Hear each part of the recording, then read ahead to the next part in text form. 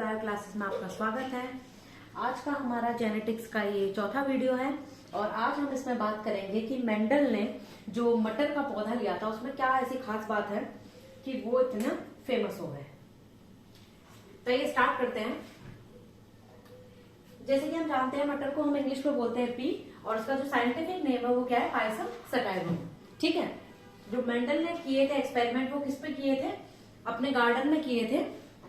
और गार्डन में जो उन्होंने पी उगाई थी वो कौन सी थी, पायसम सटाइवम। पी की भी बहुत सारी वैरायटी होती है, तो जो मेंडल ने यूज की थी वो पायसम सटाइवम थी। ठीक है, तो एक तो सबसे मेन इंपॉर्टेंट कैरेक्टर है इसका कि इसमें क्या होते हैं, वेल डिफाइंड डिस्क्रीट कैरेक्टर्स।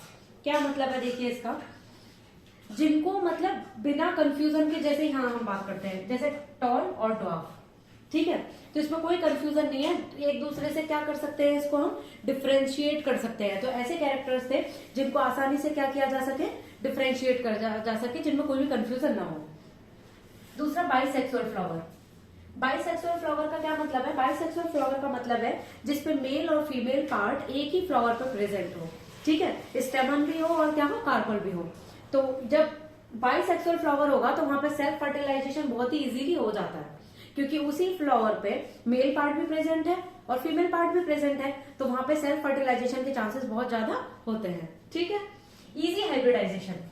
इसमें हाइब्रिडाइजेशन करना बहुत इजी था। हाइब्रिडाइजेशन का क्या मतलब है, हम एक फ्लावर से उसके जो स्टेमन्स है उनको क्या कर देंगे, रिमूव कर देंगे। ठीक है, और दूसरे फ्लावर जिसके स्टेमन्स को, पॉलन ग्रेन्स को हम क्या चाहते हैं, डिजायर्ड कैरेक्टर्स वाले, जिसको हम चाहते हैं कि हम अपने प्लांट से रिप्रोड्यूस कराएं, उसको हम उस प्लांट पर डाल देंगे स्टेमन्स को। ठीक है, पॉलन ग्रेन्स को, और फिर उन आपस में उसमें क्या होगा, फर्टिलाइजेशन होगा और जो हम चाहते हैं वो डिजायर्ड कैरेक्टर्स वाले प्लांट हमको मिलेंगे। ठीक है, तो इजी हाइब्रिडाइजेशन इसमें किया जा सकता है।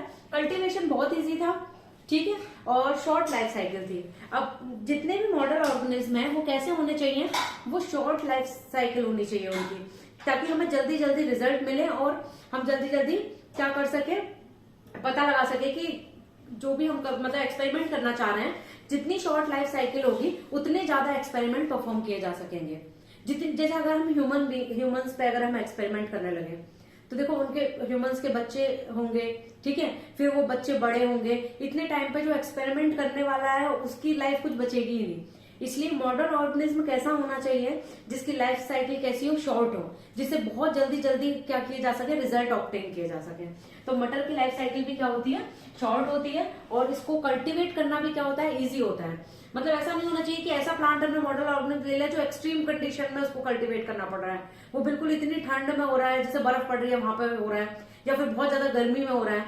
तो ऐसा प्लांट नहीं होना चाहिए, जो इसको एक्सट्रीम कंडीशन चाहिए। ठीक है, तो ये इसकी खास बात थी मटर के प्लांट की, जो कि मेंडल ने इसको क्या किया, सिलेक्ट किया।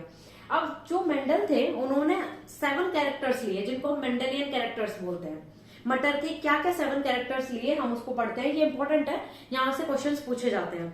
ठीक है, तो सबसे पहले जो कैरेक्टर्स थे उनमें मेंडल ने 2 चीजें बात की। एक तो उन्होंने बात की थी डोमिनेंट की और एक उन्होंने बात की थी रिसेसिव की। तो हम बिल्कुल आराम से समझ लेते हैं कि डोमिनेंट क्या है और रिसेसिव क्या है। ठीक है, डोमिनेंट का मतलब होता है ऐसा कैरेक्टर जो अपने आप को क्या करता है, शो करता है। ठीक है, और जो रिसेसिव वाले को क्या कर देता है, मास्क कर देता है। मतलब कि ऐसा कैरेक्टर, अगर 2 चीजें साथ में है, आगे हम पढ़ेंगे इसको डिटेल में। जैसे मान लीजिए ये जो मेंडल है, इन्होंने टॉल और ड्वार्फ ये 2 कैरेक्टर लिए। तो जैसे ये टॉल वाला भी है और ड्वार्फ वाला भी साथ में है, लेकिन क्या करेगा, टॉल वाला इस ड्वार्फ वाले को अपना कैरेक्टर शो नहीं करने देगा। ठीक है, तो ये टॉल वाला क्या करेगा, ड्वार्फ वाले को अपना कैरेक्टर शो नहीं करने देगा। तो जो अपने आप को क्या करेगा, एक्सप्रेस करे, और दूसरे को क्या करे, एक्सप्रेस ना होने दे, उसको तो हम कहेंगे डोमिनेंट। और जो बेचारा डोमिनेंट की प्रेजेंस में क्या हो जाए, खुद सप्रेस हो जाए, तो उसको हम क्या बोलेंगे, रिसेसिव कैरेक्टर। अब ये रिसेसिव वाला क्या अपने आप को कभी शो कर पाएगा, बिल्कुल कर पाएगा। कब, जब दोनों ही इसके पास क्या होंगे, रिसेसिव। लेकिन डोमिनेंट के प्रेजेंस में ये अपने आप को नहीं एक्सप्रेस कर पाएगा। ठीक है, तो डोमिनेंट का मतलब है जो रिसेसिव की प्रेजेंस में अपने आप को क्या करे, एक्सप्रेस करे, और रिसेसिव प्रेजेंस में, रिसेसिव नहीं प्रेजेंट है तब भी वो अपने आप को एक्सप्रेस करेगा। ठीक है, लेकिन रिसेसिव वाला क्या करता है, वो डोमिनेंट की प्रेजेंस में अपने आप को एक्सप्रेस नहीं कर पाता है, और सिर्फ कब अपने आप को एक्सप्रेस कर पाता है, जब दोनों ही कैरेक्टर्स कैसे हैं यहाँ पे, दोनों ही जीन्स कैसे हैं यहाँ पे, रिसेसिव है। ये हम आगे चल के डिटेल में पढ़ेंगे, अभी हमें सिर्फ थोड़ा सा एक इनके बारे में एक रफ आइडिया होना चाहिए, ठीक है। तो कैरेक्टर, एक तो उन्होंने लिया स्टेम लेंथ, कि जो स्टेम है, जो तना है, उसकी हाइट कैसी होगी। तो लेंथ एक कैरेक्टर है, ठीक है, या तो वो टॉल होगा या वो कैसा होगा, ड्वार्फ होगा, ठीक है। टॉल है तो उसको डोमिनेंट कैरेक्टर माना, और अगर ड्वार्फ है तो उसको रिसेसिव। देखिए यहाँ पे हम वो पढ़ रहे हैं जो मेंडल ने माना है, ठीक है। आगे बहुत सारी और रिसर्च हुई है, आगे हम डिफरेंट ओपिनियंस भी पढ़ेंगे कि कहाँ मेंडल ने ठीक बात बताई, कहाँ उनके जो रूल्स हैं वो नहीं अप्लाई कर पा रहे हैं। अभी हम सिर्फ वही बात कर रहे हैं जो मेंडल ने बताई है, मेंडल के पॉइंट ऑफ व्यू से यहाँ पे बात कर रहे हैं, ठीक है। दूसरा उन्होंने लिया फ्लावर पोजीशन। फ्लावर पोजीशन में उन्होंने एक तो लिया एक्सियल और दूसरा टर्मिनल। जो एक्सियल था वो डोमिनेंट था, और जो टर्मिनल था वो क्या था, रिसेसिव। जैसे एक्सियल का क्या मतलब होता है, जैसे ये प्लांट है तो इस तरीके से अगर यहाँ पे फ्लावर है, ठीक है, तो इसको हम क्या बोलेंगे, एक्सियल। टर्मिनल मतलब बिल्कुल टॉप पर, जैसे ये प्लांट है तो इसके टॉप पर फ्लावरिंग हो, ये यहाँ पर इस तरीके से बिल्कुल एंड पर अगर फ्लावरिंग हो रही है तो उसको हम क्या बोलेंगे, टर्मिनल, ठीक है। तीसरा उनका कैरेक्टर था फ्लावर कलर। तो फ्लावर कलर में उन्होंने क्या लिया, वायलेट कलर जो उनका डोमिनेंट था, और व्हाइट कलर कैसा था, रिसेसिव कलर था। अब इसमें एक इंटरेस्टिंग बात है कि जो फ्लावर कलर है और जो सीड कोट कलर है, ये एक दूसरे से क्या है, कोरिलेटेड है, ठीक है। तो ये दोनों क्या है, एक दूसरे से पॉजिटिवली कोरिलेटेड है। तो फ्लावर कलर अगर वायलेट है, ठीक है, तो जो सीड कोट कलर होगा वो कैसा होगा, ग्रे होगा। अगर फ्लावर का कलर कैसा है, व्हाइट है, तो जो सीड कोट का कलर होता है वो भी कैसा होगा, व्हाइट होगा। तो एक दूसरे से कोरिलेटेड है। आगे हम उनको डिटेल में पढ़ेंगे कि क्यों एक दूसरे से कोरिलेटेड थे। नेक्स्ट हमारा पॉड शेप।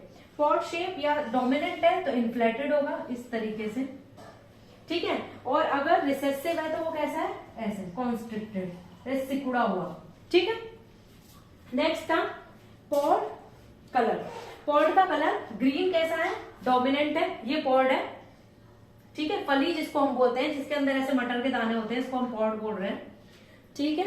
तो ये पॉड अगर कैसा है, ग्रीन है तो डोमिनेंट, और येलो है तो कैसा है, रिसेसिव। अब बच्चों को बहुत ज्यादा कंफ्यूजन होता है, क्वेश्चन भी ज्यादातर यहीं से पूछते हैं, पॉड कलर और ये जो कॉटिलेडन है कलर, इसमें ये वाला, ठीक है। तो ध्यान रखना है हमें, जो कॉटिलेडन का कलर है वो येलो डोमिनेंट है और ग्रीन क्या है, रिसेसिव है। लेकिन जो पॉड का कलर है वो क्या है, ग्रीन डोमिनेंट है और येलो रिसेसिव है। तो कंफ्यूज नहीं होना है पॉड कलर और कॉटिलेडन के कलर में कि कौन सा डोमिनेंट है कौन सा रिसेसिव है, बस यही हमको ध्यान रखना पड़ता है। नेक्स्ट 7 कैरेक्टर है जो इन्होंने लिया था मेंडल ने, वो था सीड फॉर्म, ठीक है। सीड की फॉर्म या तो राउंड होगी इस तरीके से, या ऐसे रिंकल्ड होगी, ठीक है। तो जो राउंड है वो डोमिनेंट है और जो रिंकल है वो कैसा है, रिसेसिव। आगे चल के हम मेंडल के तीनों, जो मेंडल ने जो तीनों लॉ दिए थे उनको बहुत ज्यादा डिटेल में पढ़ेंगे, और उनसे रिलेटेड जो क्वेश्चंस एग्जाम में पूछे जाते हैं उनको भी सॉल्व करेंगे। तो ठीक है, आज के वीडियो में बस इतना ही। अगर आपको मेरा वीडियो पसंद आता है तो प्लीज मेरे चैनल को शेयर करें, सब्सक्राइब करें और लाइक